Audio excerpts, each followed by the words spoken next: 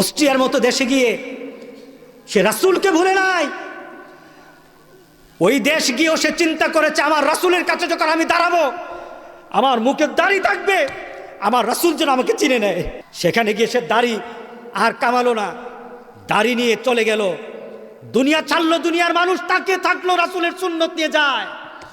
আর কবরে যখন বলা হবে, ওয়ামান হাজার রাজুল বুইসাত ফিকুম, তোমাদের কাছে পাঠিয়েছিলাম এই লোকটাকে, মুহাম্মদ সাল্লাল্লাহু আলাইহি সাল্লামকে যারা দুনিয়াতে মানবে না, যারা মুহাম্মদ সাল্লাল্লাহু আলাইহি সাল্লামের সুন্নত দুনিয়াতে ধরবে না, যারা দুনিয়াতে মুহাম্মদ সাল্লাল্লাহু আলাইহি সাল্লামের সুন্নতকে কলিজায় জায়গা দিবে না, কবরে গিয়ে রাসূলকে তারা চিনবে না।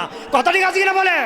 তুমি দাড়ি রেখে দেখো, ওই যে লোকটা মারা গেল, তার লাশটা যখন দেখলাম, আমার ভিতরে এই অনুভূতি আসলো, তার হয়তো জীবনের অনেক আমল বাদ হয়ে যেতে পারে, কিন্তু দাড়ি রাখার আমলের কারণে হয়তো আল্লাহ তাকে সবকিছু মাফ করে দিতে পারে।